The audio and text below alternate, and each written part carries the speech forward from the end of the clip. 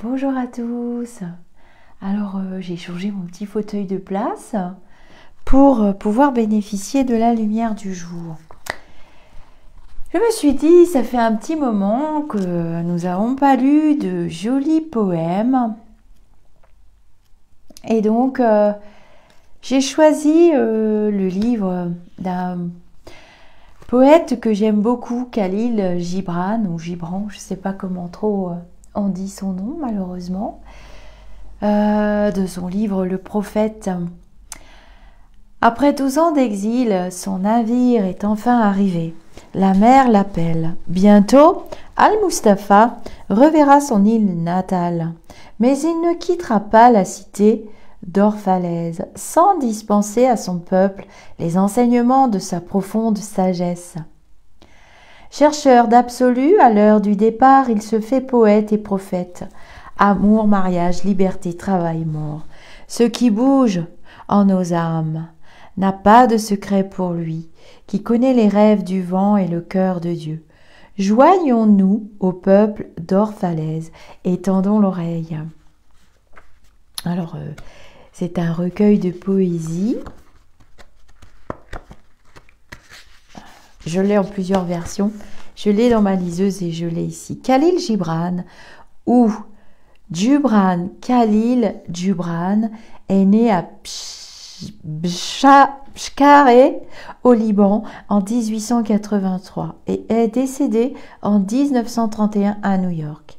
Il a séjourné en Europe et vécu la majeure partie de sa vie aux États-Unis, où il est devenu le chef de file d'une pléiade de poètes et auteurs de l'émigration syro-libanaise, ayant eu une influence considérable sur les lettres arabes. Son œuvre allie un romantisme aux frontières du mysticisme, une authentique aspiration au changement social. Ses premiers ouvrages, condamnés pour leur modernisme et leur tonalité anticléricale, furent brûlés sur la place publique. C'est avec Le Prophète, publié en 1923, qu'il acquiert une grande notoriété en Occident. Initialement rédigé en anglais, le livre est devenu particulièrement populaire au cours des années 60, au sein de la contre-culture et des mouvements New Age. Le Prophète est devenu un véritable phénomène et s'est imposé comme une des œuvres majeures de la littérature du XXe siècle. On l'appelait le petit Hugo, en référence à Victor Hugo. Voilà. Alors, je vous ai choisi.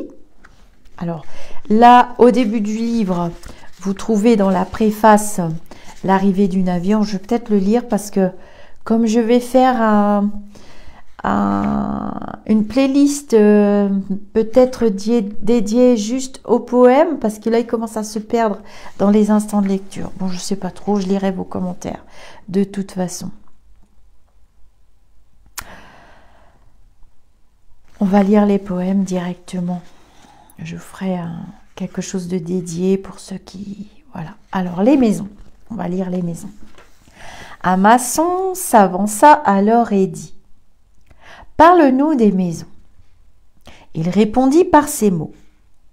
« Construisez d'abord une cabane imaginaire dans le désert, avant de construire pour de bon une maison entre les murs de la cité.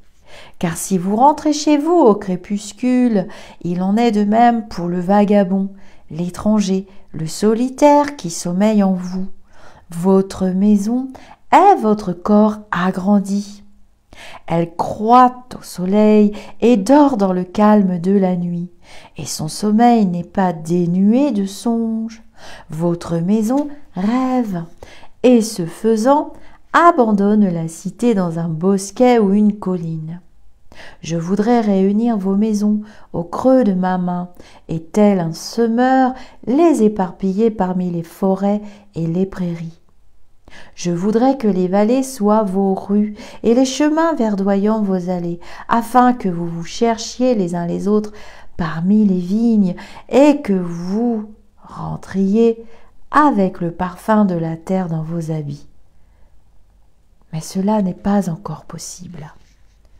Poussés par la crainte, vos aïeux vous ont regroupés trop près les uns des autres, et cette peur persistera encore un peu pendant quelque temps. Les murs de votre cité sépareront vos foyers et vos champs. Et dites-moi, habitants d'Orphalaise, que détenez-vous dans vos maisons? Que protégez-vous derrière vos portes verrouillées? Détenez-vous la paix, cette ferveur sereine qui révèle votre pouvoir? Détenez-vous des souvenirs, ces arcs scintillants qui relient les cimes de l'esprit? Détenez-vous la beauté qui conduit le cœur des objets façonnés dans le bois et la pierre jusqu'à la montagne sainte? Dites-moi. Détenez-vous cela dans vos maisons? Ou bien n'avez-vous que le confort et le désir de confort, cet intrus qui s'immisce dans la maison en tant qu'invité, avant de devenir un hôte permanent, puis le maître des lieux? Il se transforme alors en dompteur et muni d'un crochet et d'un fouet réduit à l'état de pantin vos désirs les plus ambitieux. Ses gants sont de velours, mais son cœur est de fer. Il vous berce, vous endort, dans le seul but de se tenir au pied de votre lit et de se moquer de la dignité de la chair. Il tourne votre bon sens en dérision et l'enfouit dans le duvet de chardon comme un vase fragile. En vérité, le désir de confort tue les passions de l'âme avant de suivre en ricanant le cortège funèbre. Mais vous, enfants de l'espace, réfractaires au repos, vous ne serez ni capturés, ni domptés. Votre maison ne sera pas une ancre, mais un mât. Elle ne sera pas la croûte brillante qui recouvre la plaie, mais la paupière qui protège l'œil. Vous ne replierez pas vos ailes pour franchir les portes. Vous ne courberez pas la tête pour l'empêcher de heurter le plafond. Vous ne craindrez pas de respirer pour éviter que le mur ne se fissure et ne s'écroule. Vous n'habiterez pas des tombes construites par les morts pour les vivants. Malgré sa magnificence et sa splendeur, votre maison ne recèlera pas votre secret, ni n'abritera votre désir. Car ce qui en vous est sans limite, a demeure pour demeure le ciel, pour qui porte la brume du matin, pour fenêtre les chants et les silences de la nuit. Alors voilà pour les maisons. Alors ce sont des lectures magnifiques, très spirituelles. Hein. Elles ont ce recueil a une vibration très haute. Alors on va lire le temps. Un astronome dit alors: Maître, qu'en est-il du temps? Il répondit: Vous devriez mesurer le temps, lui qui n'a ni mesure ni limite. Vous voudriez ajuster votre conduite et même diriger le cours de votre esprit en fonction des heures et des saisons. Du temps, vous voudriez faire un ruisseau et vous asseoir sur sa rive pour le regarder couler. Cependant, l'intemporel en vous est conscient de ce que la vie a d'intemporel. Il sait qu'hier est la mémoire d'aujourd'hui, demain le rêve d'aujourd'hui. Et quand vous, le chanteur et le contemplatif, résident encore dans les limites de ce moment originel qui dispersa les étoiles dans l'espace, qui parmi vous ne ressent une puissance d'amour illimitée, et pourtant qui ne se sent que ce même amour, bien qu'illimité et enchâssé au centre de son être, ne se meurt d'une pensée amoureuse à une autre pensée amoureuse, ni d'un acte d'amour à un autre acte d'amour. Le temps n'est-il pas, comme l'amour, indivisible et immobile? Mais si vous devez, par la pensée, diviser le temps en saisons, faites en sorte que chaque saison englobe toutes les autres et que le présent embrasse le passé avec sa mémoire et l'avenir de son désir. C'est beau, hein? Voilà. Le temps, qui n'existe pas d'ailleurs, il est bien utile cependant, mais il n'existe pas. Alors on va lire le verbe. Le verbe. Un érudit dit alors: « Parle-nous du verbe. » Il répondit par ces mots: « Vous parlez quand vous cessez d'être en paix avec vos pensées. Quand vous ne pouvez demeurer plus longtemps dans la solitude de votre cœur, vous vivez sur vos lèvres, et le son qu'elles émettent n'est qu'une distraction et un passe-temps.